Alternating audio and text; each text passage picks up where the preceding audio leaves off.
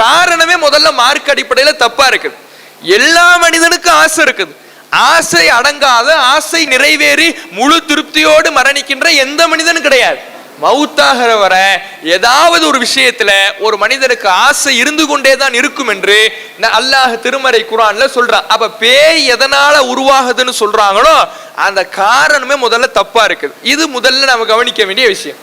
ரெண்டாவது நாம புரிந்து கொள்ள வேண்டிய விஷயம் என்னன்னா, அல்லாஹ் திருமறை குர்ஆன்ல சொல்லி காட்டுகிறான், ஒரு உடம்புல நான் 2 உள்ளத்தை ஏற்படுத்தல அப்படிங்கிறான். உடம்பு ஒண்ணு, உள்ளமும் எத்தனை தான் அல்லாஹ் ஒரு மனிதனுக்கு கொடுத்திருக்கிறான்? ஒரு உள்ளம் தான் கொடுத்திருக்கிறான். உடம்பு ஒண்ணுன்னா உள்ளமும் எத்தனை தான் கொடுத்திருக்கிறான்? ஒண்ணு தான் கொடுத்திருக்கிறான். அப்ப ஒரு உடம்புல ஒரு உள்ளத்தை இறைவன் எல்லாருக்கும் இயற்கையா கொடுத்திருக்கும் பொழுது 2 உள்ளத்தை நான் ஏற்படுத்தல, அப்படி ஏற்படுத்த மாட்டேன் அப்படின்னு அல்லாஹ் குர்ஆன்ல சொல்றான். அப்ப அதுக்கு என்ன அர்த்தம்? இப்ப இன்னைக்கு பேய் இருக்குன்னு சொல்றாங்கன்னு வைங்களேன், பேய் பிடிச்சிடுச்சு அப்படிம்பாங்க. பேய் பிடிச்சிடுச்சுன்னா என்ன? இப்ப நல்லா இருந்துகிட்டு இருப்பார். நல்லா இருந்துகிட்டு இருக்கிறவரு அவருடைய ஆக்டிவிட்டி, அவருடைய செயல்பாடு, அவருடைய பேச்சு, அவருடைய வார்த்தை எல்லாமே மாறும். என்ன மாறின உடனே என்ன சொல்லிடுவாங்க? ஆளுக்கு பேய் பிடிச்சிடுச்சு, இவர் முகமது பாயே கிடையாது, அவர் மேல ஏதோ ஒரு ஆவி நுழைஞ்சிடுச்சு அப்படிம்பாங்க.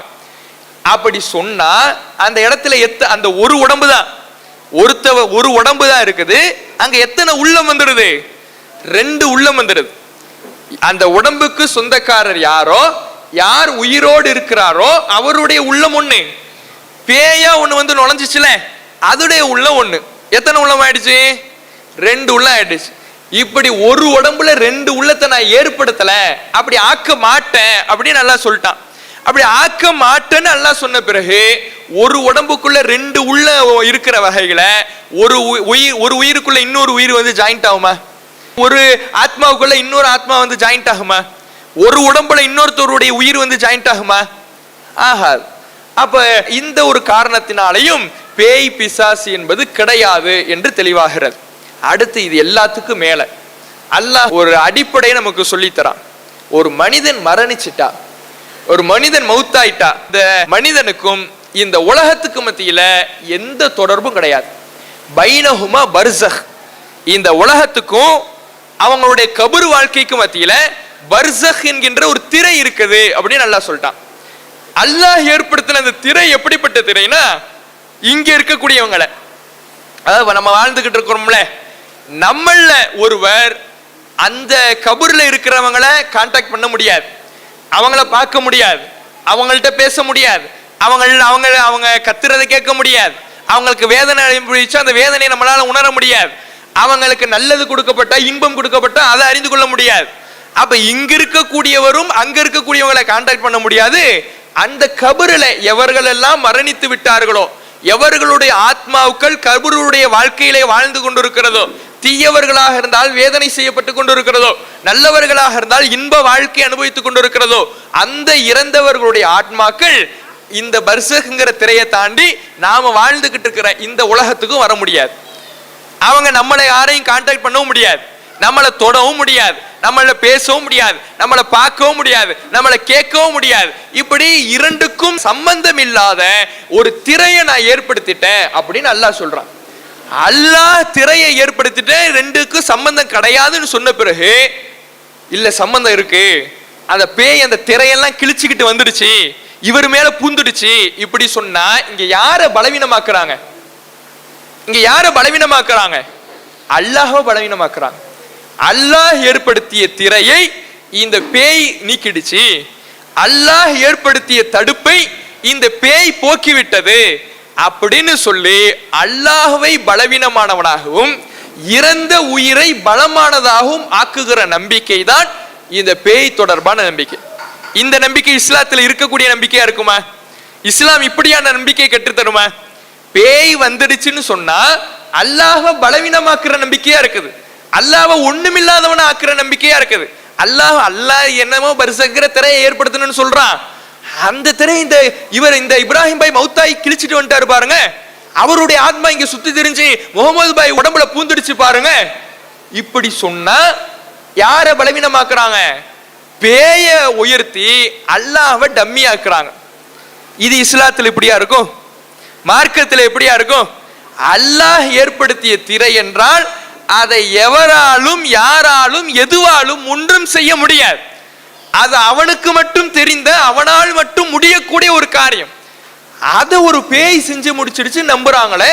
அப்ப எவ்வளவு பெரிய மோசமான, அல்லாஹ்வை ஒன்றுமில்லாதவனாக ஆக்கக்கூடிய நம்பிக்கையாக இந்த பேய் தொடர்பான நம்பிக்கை இருக்கிறத பார்க்கலாம். அப்ப இந்த பேய் என்பது இஸ்லாத்துல ஒன்றும் கிடையவே கிடையாது. அது முற்றும் முழுவதுமாக மார்க்கத்துக்கு சம்பந்தம் இல்லாத, இஸ்லாத்திற்கு எதிரான ஒரு மூட நம்பிக்கை. பேய்ங்கிறது ஒண்ணு கிடையவே கிடையாது. இன்றைக்கும் பார்த்தீங்கன்னா இன்றைய அறிவியல் உலகமே அந்த பேய் இருக்குது, பிசாசு இருக்குது அப்படிலாம் ஒன்றும் கிடையாதுங்கிறத மறுக்குது. ஆனா 1400 ஆண்டுகளுக்கு முன்பாகவே இப்படியான ஒரு மூட நம்பிக்கையை இஸ்லாம் தகர்த்து இருக்கிற. சரி, அப்ப நம்ம பார்க்கிறது என்ன அப்படிங்கிற ஒரு கேள்வி வரும்ல. சில பேர் திடீர்னு ஆடுறாங்க, போய் திடீர்னு ஒரு மாதிரியா பேசுறாங்க. நல்லா பேசிக்கிட்டு இருந்தவங்க கனத்த குரல்ல, தடி குரல்ல பேசுறாங்க. பலம் வாய்ந்தவங்களா மாறிடுறாங்க. 4 பேரை இழுத்து போட்டு அடிக்கிறாங்க. அப்ப அதெல்லாம் எப்படி ஏற்படுது இப்படிங்கிற ஒரு கேள்வி வரும்ல. இதுக்கு இன்றைய அறிவியல் உலகம் பதில் தருது. என்ன பதில் தருது? இதுவெல்லாம் ஒரு நோய். என்ன நோய்? ஒரு 2 விஷயம் சொல்லுது. ஒண்ணு, நோய் ஒரு மனநோயாக இருக்கும் அல்லது நரம்பு தளர்ச்சியாக இருக்கும். நரம்பு தளர்ச்சியினாலேயோ அல்லது மனநோய், மன பாதிப்பு. மன பாதிப்புனா என்ன? அவங்களுக்கு ஏதாவது ஒன்றை போட்டு அவங்க உள்ளத்துல கவலையோ அல்லது ஏதாவது ஒரு விஷயத்தை அடக்கி வைப்பாங்க. அடக்கி வைக்கக்கூடியது. அல்லாஹின் மீது சரியான நம்பிக்கை இருந்தால் எல்லாத்தையும் அல்லாஹ் சரியாக்குவான் அப்படின்னு விட்டுட்டு போயிடுவாங்க. ஆனா அந்த நம்பிக்கை சரியாக இல்லாத பொழுது அவங்க என்ன நினைச்சாங்களோ அது நடக்கலங்கும் பொழுது அந்த கவலையையும் அந்த துக்கத்தையும் அடக்கி வச்சு ஒரு கட்டத்தில் அது வெடிக்கும். வெடிக்கும் பொழுது என்ன ஆயிடுவாங்கன்னா அவங்களே அறியாம ஒரு மன பிறழ்வு ஏற்பட்டவங்களா மாறிடுவாங்க. ஒரு மனநோய் ஏற்பட்டவங்களா மாறிடுவாங்க. மனநோய் ஏற்பட்டவங்களா மாறிடுறாங்கன்னா அதுவரை அவங்க பேசிக்கிட்டு இருந்த மாதிரி பேச மாட்டாங்க. அதுவரை அவங்க நடந்து கொண்ட மாதிரி நடந்துக்க மாட்டாங்க.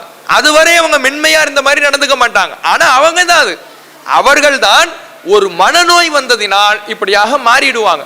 அப்ப இந்த பேய் பிடிச்சதெல்லாம் ஒண்ணும் கிடையாது, அது ஒரு மனநோய் தான், ஒரு நரம்பு தளர்ச்சி தான் என்பதை அறிவியல் உலகம் சொல்லுது.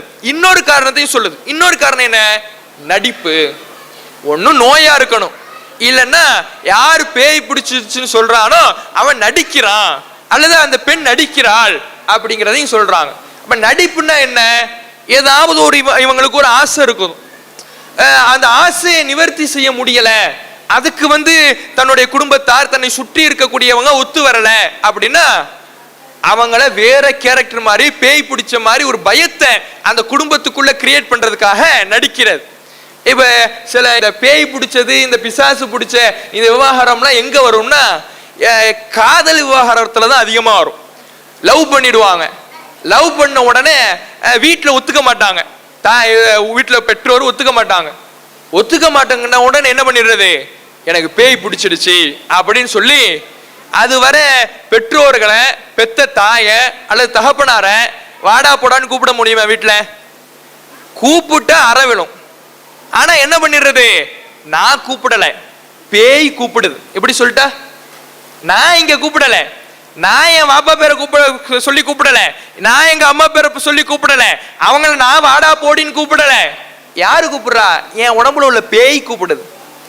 இப்படி ஒரு பயத்தை கிரியேட் பண்ணிட்டா அந்த பேய்க்கு அவங்க என்ன பண்ணுவாங்க?